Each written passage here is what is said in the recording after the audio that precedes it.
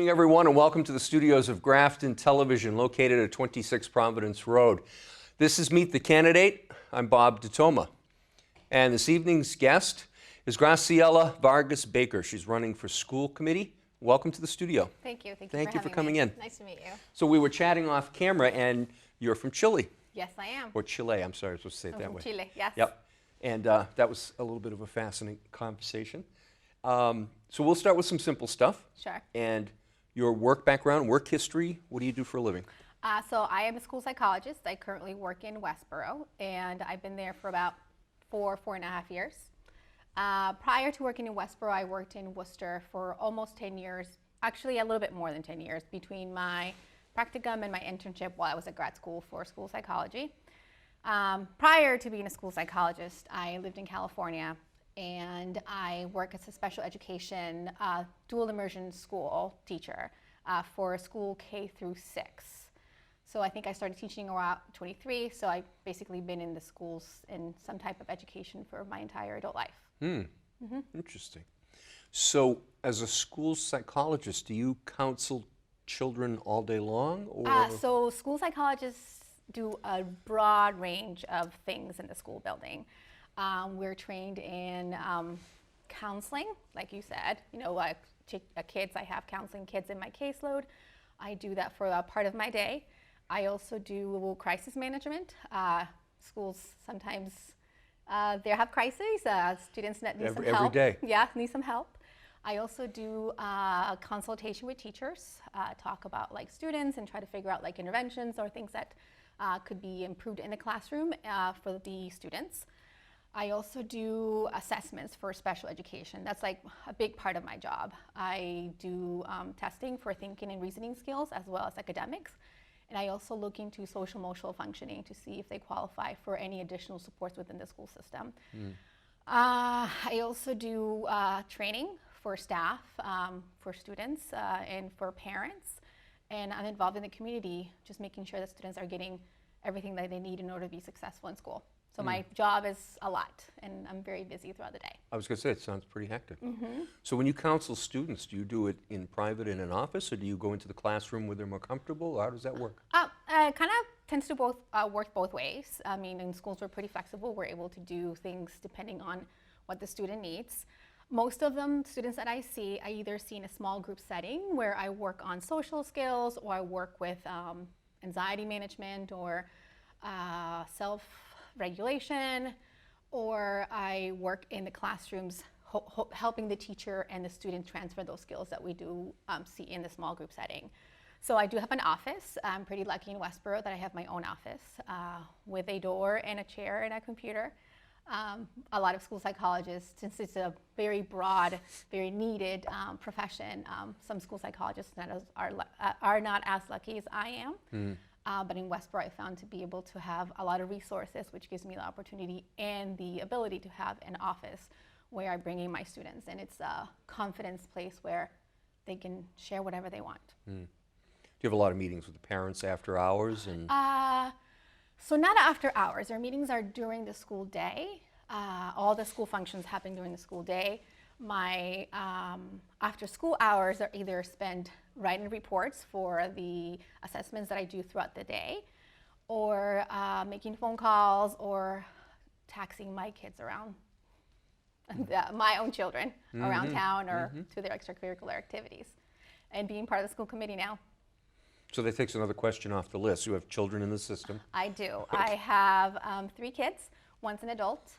I have a junior in the high school, and I have a freshman at BBT right now. Okay. Interesting. The transition from a teaching profession to school psychology. How did it happen? How did it happen? What attracted you? Okay. There's a bunch of questions. Yeah. So you're doing fine. You're even asking me. You're asking your own questions. I'm asking my own questions.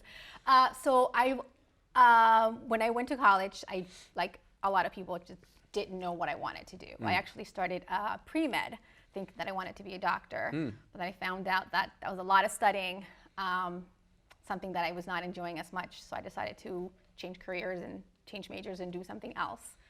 I found psychology, and in my classes as in psychology, I found that there was this thing called school psychology. And I really didn't know what it was, but it sounded pretty cool. But then I also wanted to have the background of being a teacher and knowing what it's like to be in the classroom and having 20 to 25 kids in front of you and being responsible for their education as a background for springing my career into school psychology. So it was kind of like a premeditated thing. I did the teaching for almost 5 years as a way of building my skills to be a better school psychologist. And I ended up being in a dual immersion school in special education because of my language and cultural background.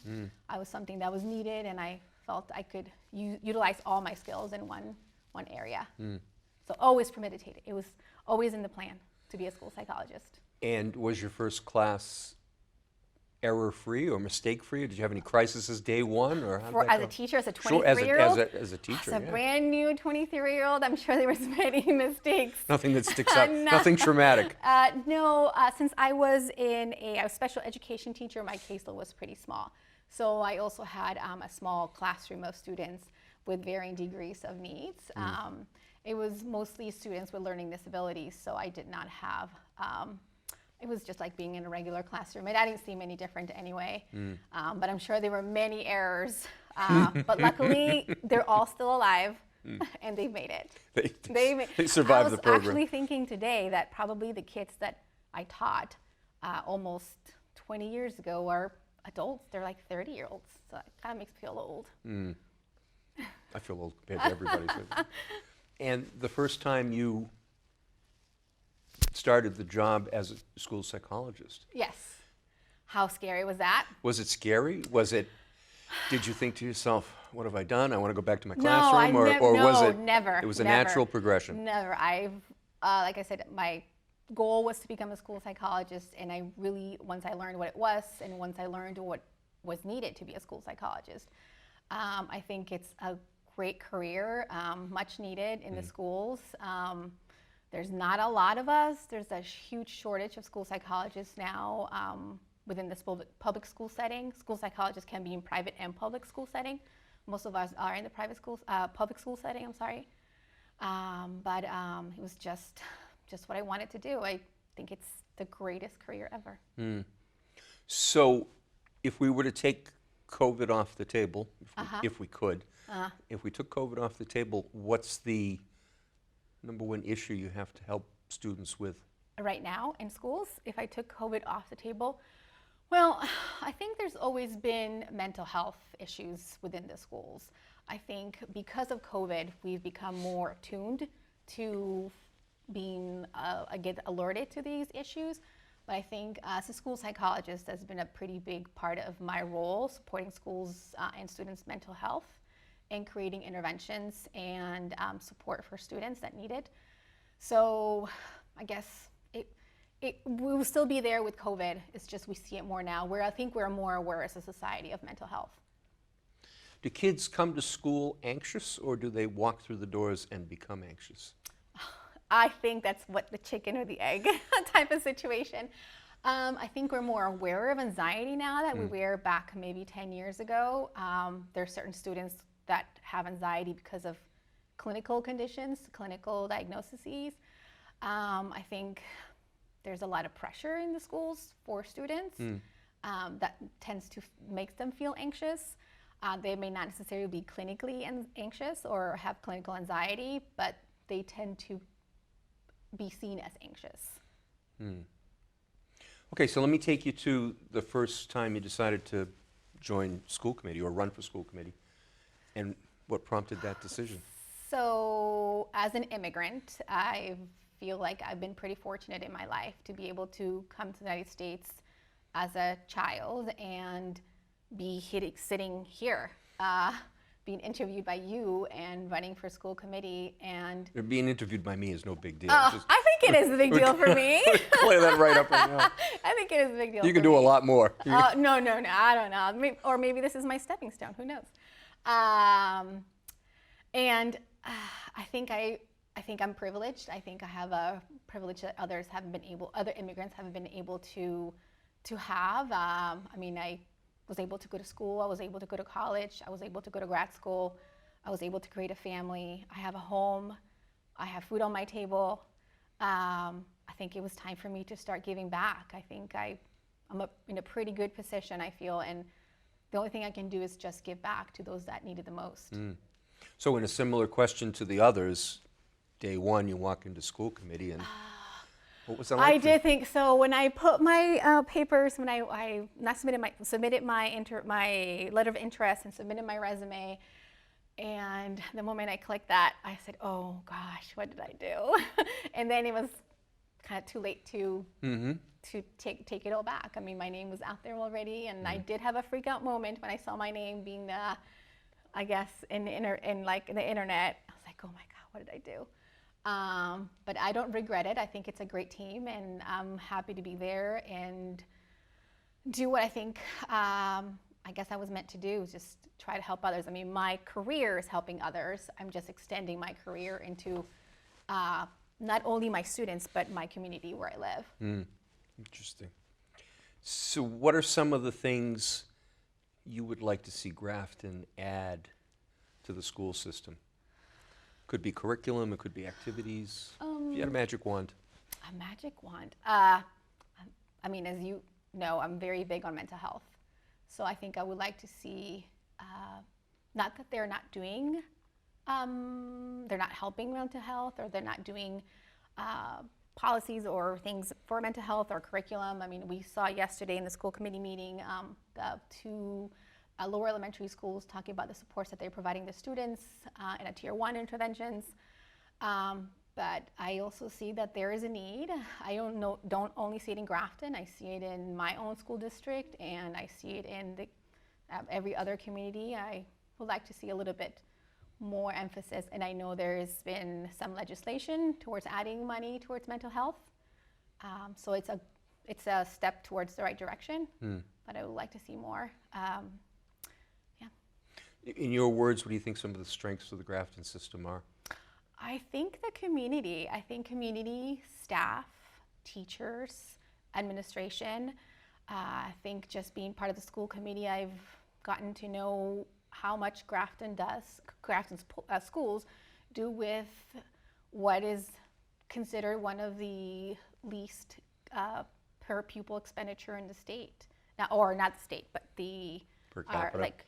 In our area. I think Grafton does pretty good with the money that they have, and for Dr. Cummings' presentation, we saw that for the per pupil expenditure that Grafton provides for students, I mean, we're continuously performing in the top 50% for testing. So I think that's one of the biggest strengths, and that's a credit to the staff and teachers and administration of the schools. I mean, that's something that I wouldn't have known not being part of the school committee. I think I see that as a pretty big strength of Grafton. So what are some of the weaknesses that you might have identified, other than continuing the mental health? Yeah, that's a big one. And I don't see it foreseen as a weakness. Something that needs to be tweaked. It's something that I think I like to see more of, but that's just probably because I live it every day. I guess the weakness is the lack of, not the lack, but the small percentage of money that goes, let me take that back. It's not the lack of money, I'm trying to say the little amount of money per expenditure for students per capita. Even though they are doing as much as they can with what they have, I think that's a strength for them, and also a weakness that's not the schools, it's just, that's the way it just goes. Budget woes never go away. Yeah, just what it goes. Right. Another weakness that I think I see, I like to see more of, is the graduation rates for underrepresented populations in Grafton. Even though we have a pretty good graduation rate for students, I think I see that some certain populations are not graduating at a rate that I consider something that not acceptable, but something that I like to see a little bit more of, especially the Hispanics. I think the last time I saw it was like 66%, might be wrong, of the students graduating high school, even though there's a small number. I like to see it more. What's the state average, just for my own edification? I am not sure. Okay, that's all right. That's I could What's look up. Grafton's average? For graduation rate, Yeah. like total? Yeah. I think it's over 90%. Over 90, okay, Yeah. all right. Interesting. So you wonder sometimes why that, Yeah, what that small number represents. Yeah, in spite of what I see happening in the schools and the strength of the staff and the administrations and teachers. What do you think will be the biggest challenge as we work our way down the road in a post-pandemic world? What are some of the challenges the schools will face? Where we're kind of getting back to normal as it can be. I go back to mental health. I think that's going to be a challenge for everyone, not only Grafton, but across the country. Just making sure that we're supporting the students that they need. It was a pretty traumatic event. Some of the students that are in schools now have never been in school before. If we think back, kindergartners, well, we're Sure. 3. Sure. They're now in kindergarten, and first graders have never set foot in the school. Even though I think it's getting good, and it's kind of going back to being kind of like pseudo, like normal.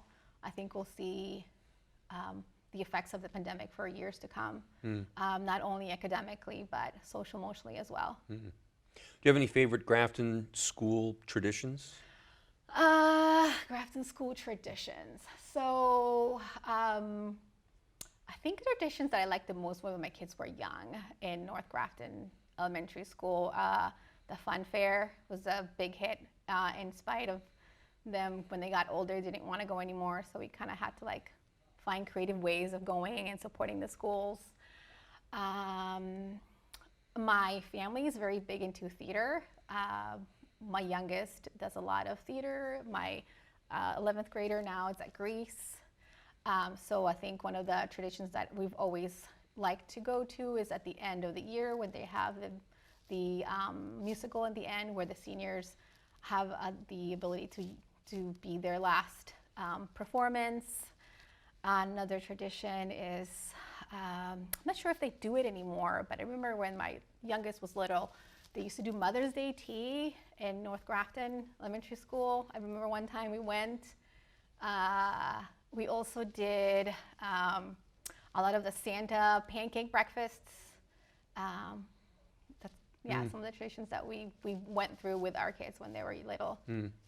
Okay. So we've done really well. Okay. I don't know how you feel, but I think we've done really well. Sweating. I'm going to give you 2 minutes, and you get to look at that camera there, Okay. and you can talk to the viewers at home and ask for a vote. Hi, I'm Graciela Vargas Baker.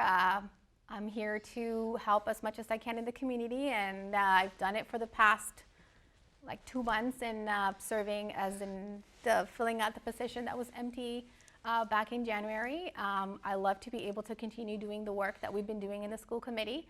And please go vote for me on May 17th, and we'll see you there. Thank you for coming in. Thank you very much. I enjoyed the chat. Thank you. This has been Meet the Candidate.